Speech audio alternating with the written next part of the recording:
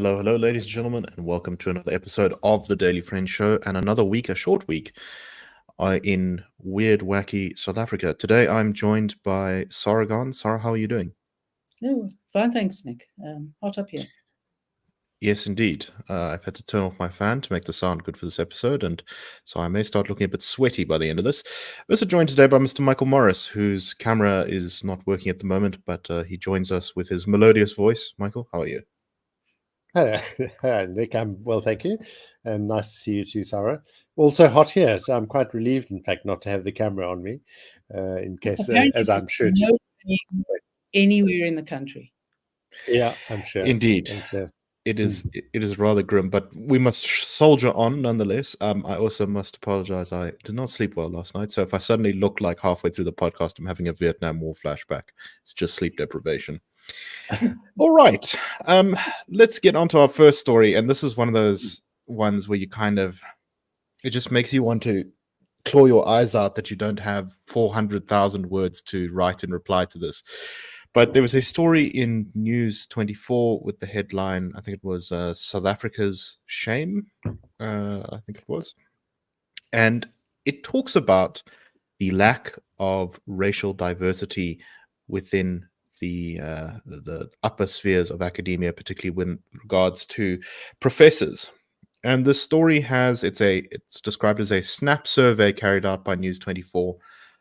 They say that they found almost 3 out of 4 members of the professoriate at Northwest University, as well as Stellenbosch University, University of the Free State, and University of Pretoria are white. They then go on to this very extensive description of how, this percentage of people is this race, and this percentage of people is this race, and this percentage of people are. They've invented this new category called local Africans. To distinguish presumably from black professors who are from places like DRC or West Africa or something like that, who you do actually quite often find in South African universities. Then they go on to ask the universities about why they're also white, even though the students are black. And yeah, pretty much at the very end of the story, then also has a couple of reasons as to why people don't stick around in academia overall. And this whole story is just so frustrating. It's this kind of obsessive focus on racial bean counting. There's relatively little kind of just talking about why academia is the way it is. There's little discussion about education outcomes or costs or any of these things that are actually important to improving people's lives. Instead, it's all just sort of this superficial nonsense. Michael, what do you make of this story? Yeah, I think like you, it's a kind of story that touches off a lot of irritation and irksomeness, actually, especially in 2024.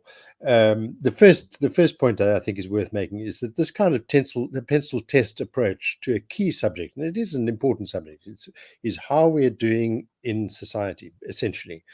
This kind of pencil test approach should actually have been rejected as shoddy journalism. And it's just worth returning to that headline, the shame of South Africa's academia, professors still too white at some universities. Now, just to take it from a liberal perspective, we regard people as people and not what they look like. There would be no problem whatsoever for us if the entire professoriate was black, or entirely Indian, or entirely white, or entirely colored. That is not actually the issue. The issue lies somewhere else. And this is really what, in a way, the most shocking thing about this piece is the almost complete absence of interrogation of what the story really is. I say almost because right at the bottom, as I think you mentioned, Nick, there are some indications of actually what the issues really are. And presenting it without that complexity, without that examination of who we are as society, what is actually happening, how people are actually choosing to pursue their careers, whether in academia or elsewhere, it kind of reflects this kind of almost perverse nostalgia for the simplicities of apartheid. I mean, that's essentially what it boils down to. And before the show began, Nicholas, you were talking about your dad, MP, referring to the fact that we had this kind of system before and it was called apartheid. So it's just absurd that we are returning to it. Two of the things that we can talk about in some more detail, but which are worth mentioning in the story itself, right down at the bottom. One being that a lot of Black academics, in fact, don't stick around in universities because it's not a desirable place to be in view of the fact that their demand for their skills and their talent is so much greater outside of universities and is rewarded so much at a much higher level.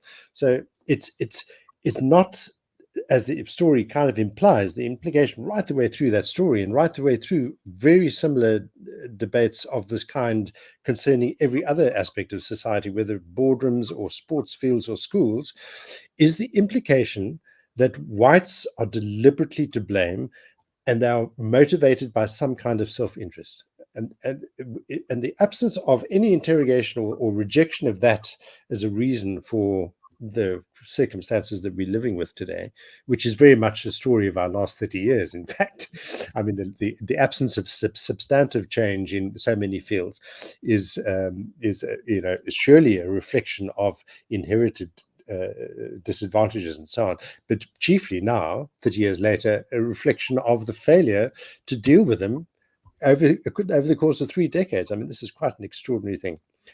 So yeah, it's a kind of story that really gets up a liberal's nose, and we all feel it's terribly important to argue back against it, and there are very good arguments.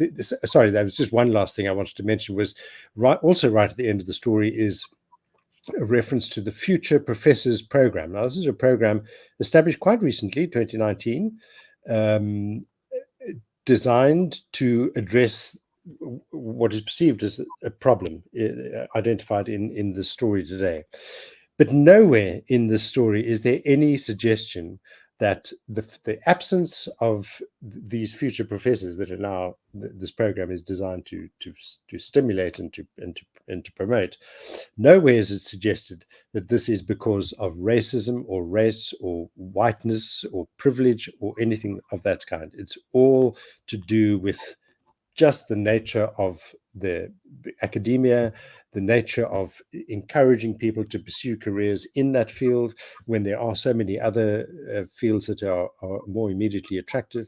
One is conscious also of the terrible penalties that come with having to apply constantly for grant funding. So your security of career or tenure in your early stages of a career in academia is much less certain than it used to be.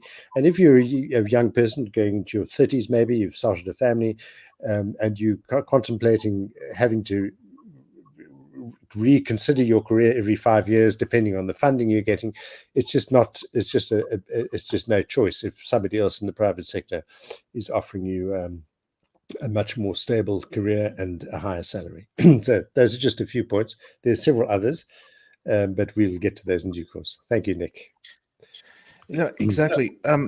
There's just something. One of the things that's so frustrating about this is that academia is one of those fields. It's not like any kind of other industry. It's the kind in which you would expect, if you took your hands completely off the scales here and didn't really look at race, that it would be the last sector of society to have sort of major changes in it, because it is so weird, right? It has this kind of strange guilt mentality. There's a lot of academics who are quite tightly, the community is often quite tightly knit, and they can be quite vicious with each other, squabbling over small issues, and that can, chase people away.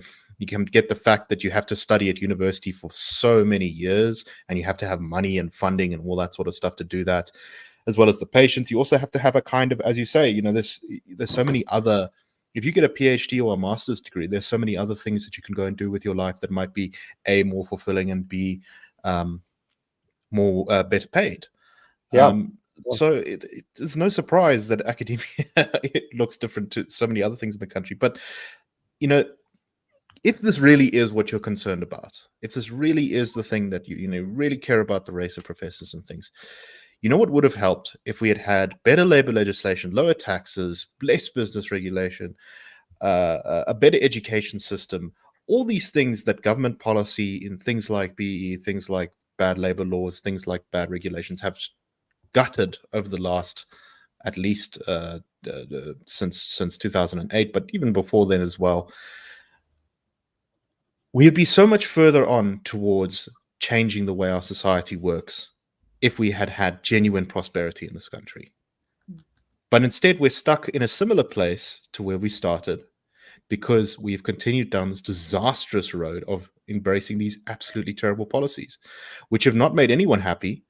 They make people who were advantaged upset because they're no longer able to get into senior leadership positions without exceptional circumstances. They make previously disadvantaged people unhappy too because there aren't any opportunities or wealth or knowledge or spaces in universities or whatever metric you want to put it at. It has been a demoralizing disaster, so many of the state's policies with regards to this stuff. And it is just so frustrating to see a kind of media story like this come out with this sort of whole moral dimension to it, which is just not earned. Sara, we've talked far too much, but the floor is yours. Do you have anything to add on this?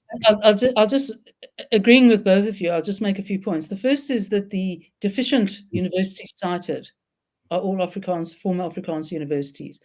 And if anyone remembers, how the extent to which those universities had to adapt and change, and that essentially becomes a sort of snide prejudice on the part of the writer. You've alluded to the fact that it's an industry unlike others, where it's probably the last industry on earth, perhaps except the public sector in general. And remember that universities are mostly public funded, where people, once they do get tenure, after they've sort of beaten themselves to death to get there, are there for 30 or 40 years. We don't live in a society in the commercial private sector sense where that exists anymore. People are much more mobile. It's part of the technological change, et cetera, et cetera.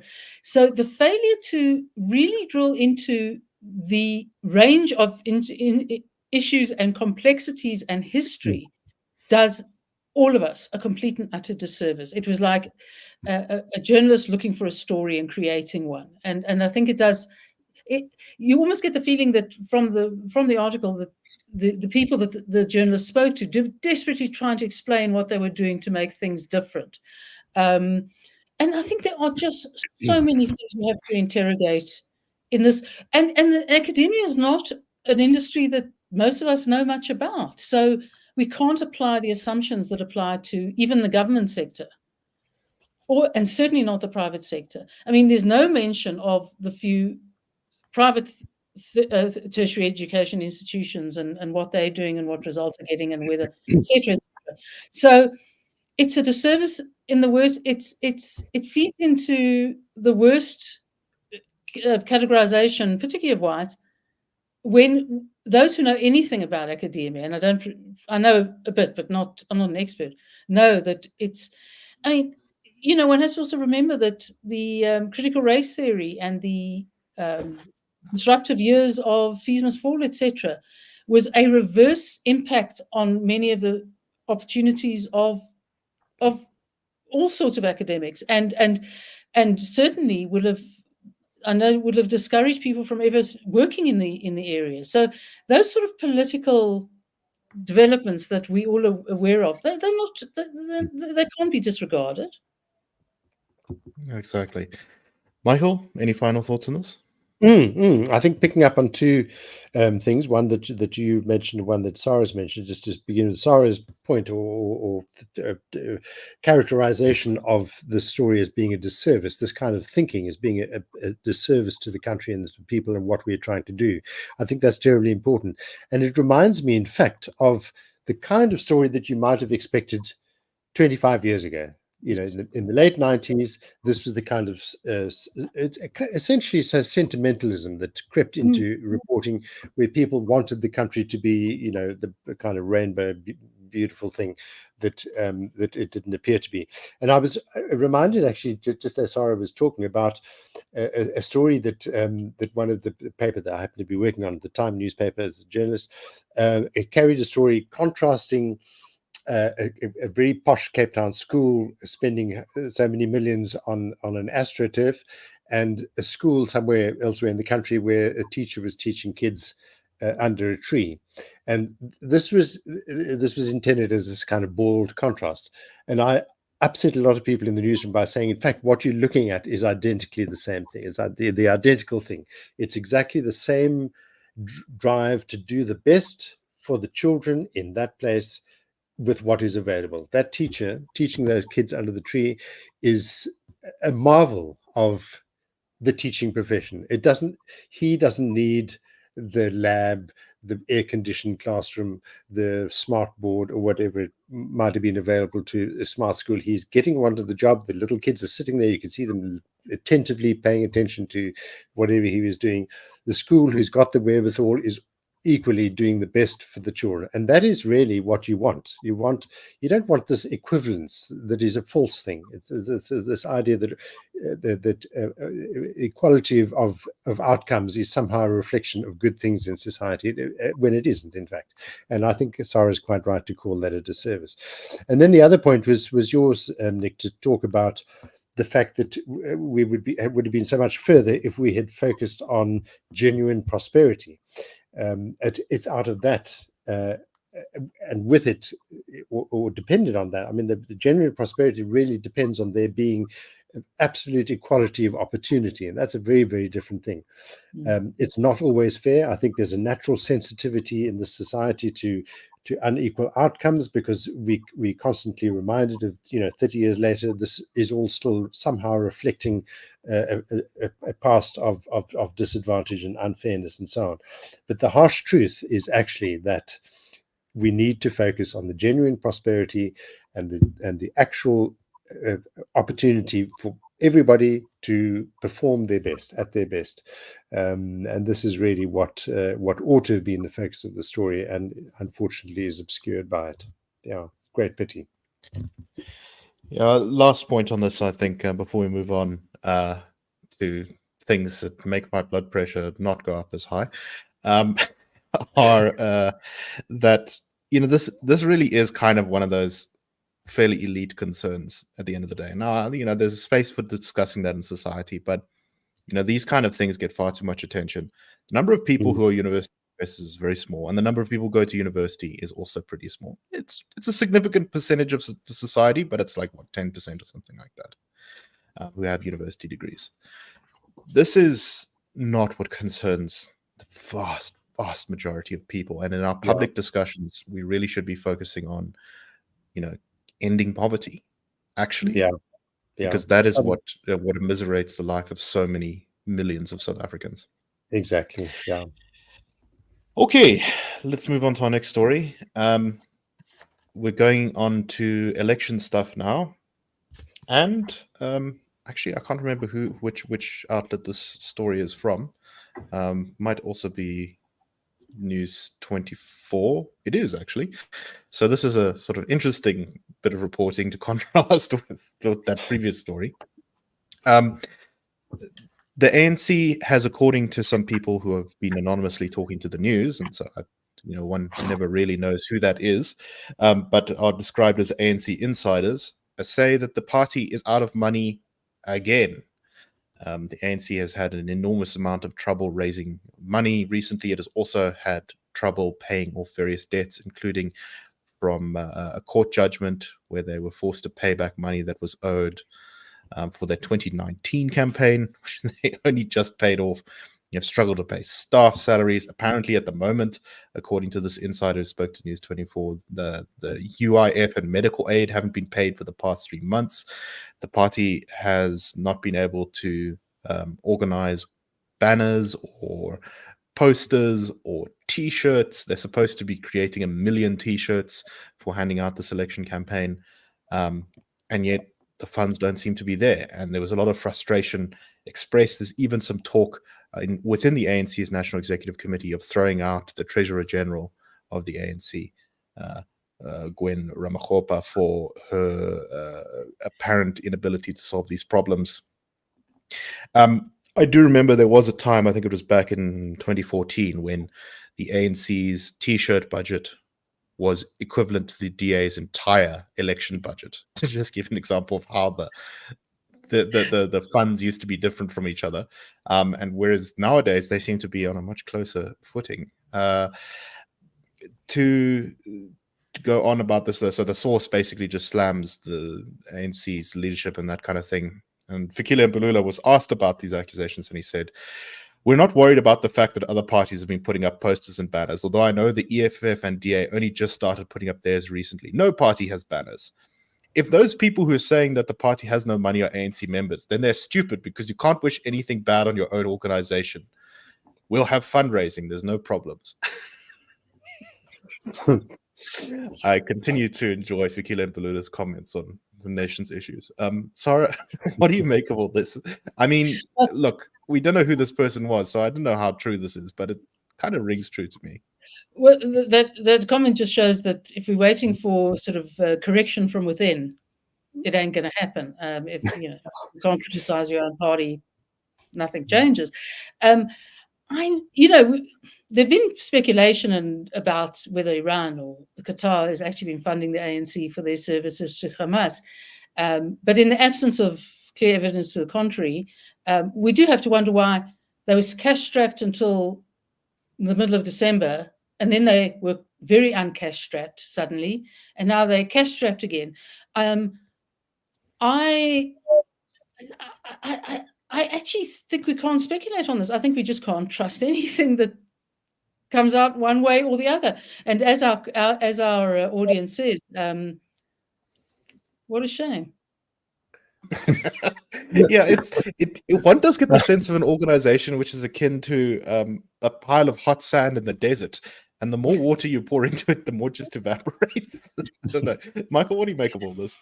Yeah, I mean, the overriding sort of feeling that I have is, you cannot escape the penalty of history. I think history is this thing that comes after you like a shadow, and you can't ever shake it off.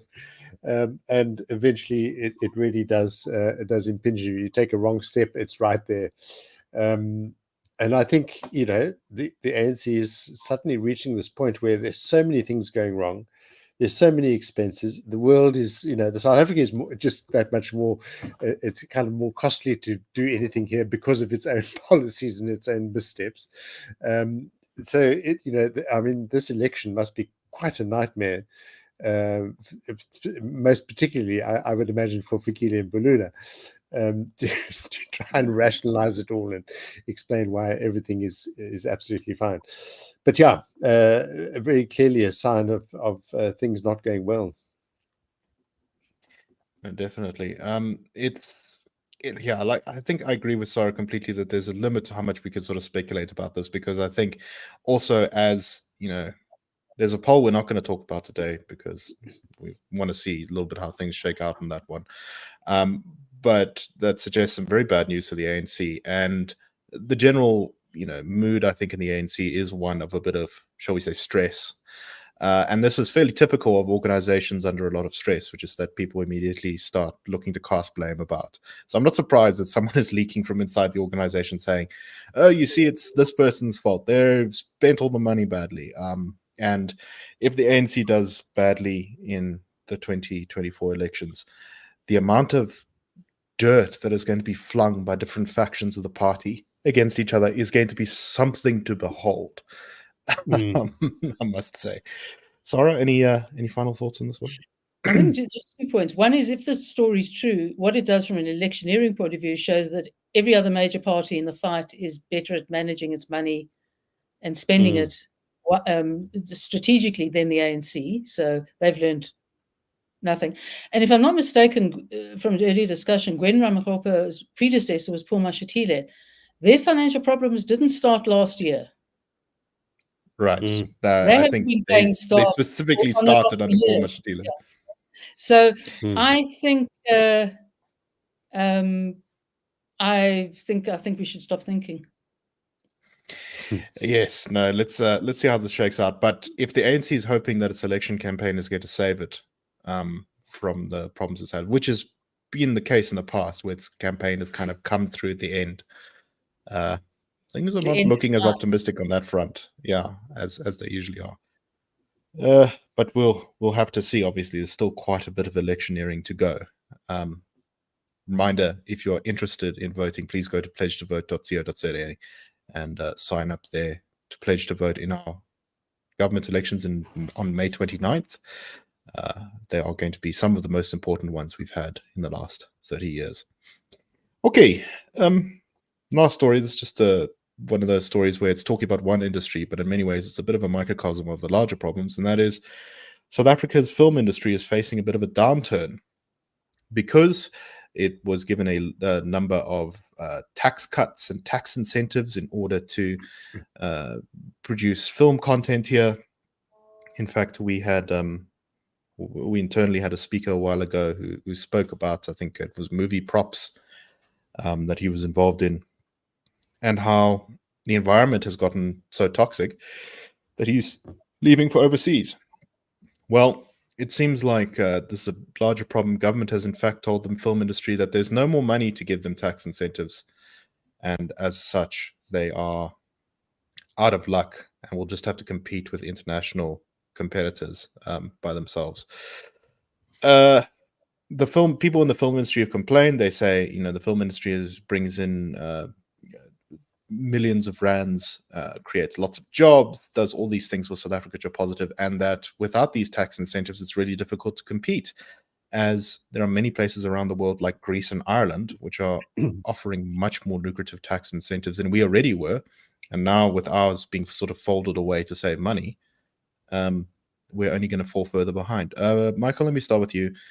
What do you make of this? I mean, there's kind of a number of aspects of this, but it once again seems like the kind of financial crunch the country is going through is spilling out far beyond government finances. Yeah, and chickens coming home to roost, to use a horrible cliche, but the figures involved are really quite significant.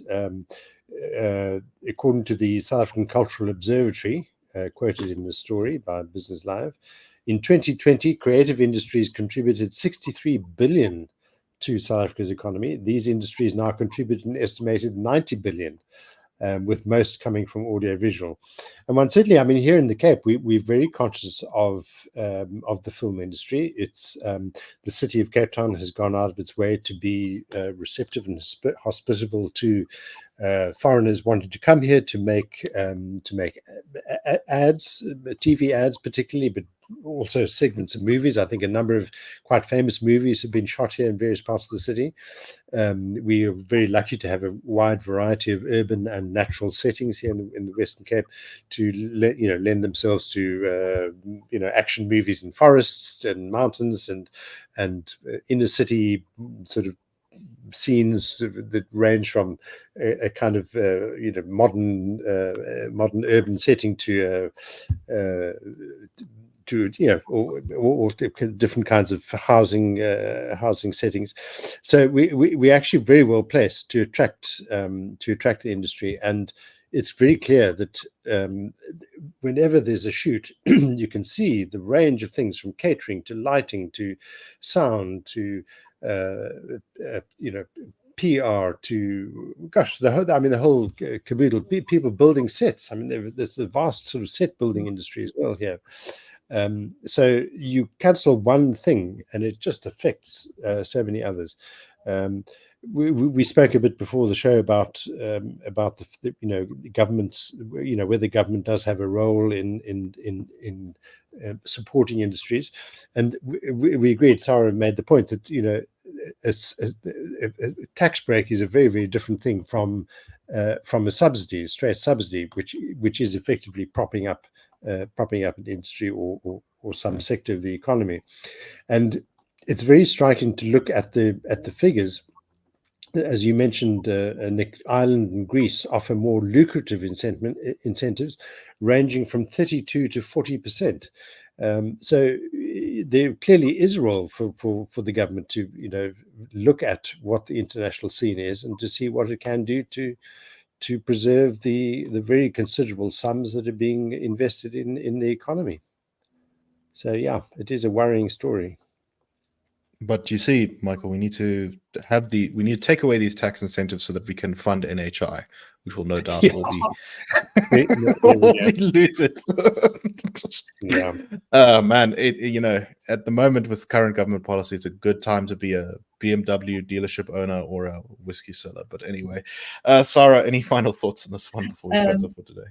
Yeah, I mean, it's actually a snapshot of the problem of having a Minister of Trade, Industry and Competition who is a dedicated communist. The failure to understand that growth comes through giving benefits to allowing companies in any industry space to encourage them to do more business, to bring in more money, etc. We've got the scenery. The exchange rate is to our advantage, and we have skills in that industry and services that can serve it. And Exactly. here we have a trade and industry minister who thinks that subsidies and tax breaks are synonymous. No wonder we're in such trouble. Yeah. All right, that is all the time we have for today. We hope you found the show interesting. We will be back tomorrow on the Daily Frame Show. Cheers, everyone, and have a wonderful day.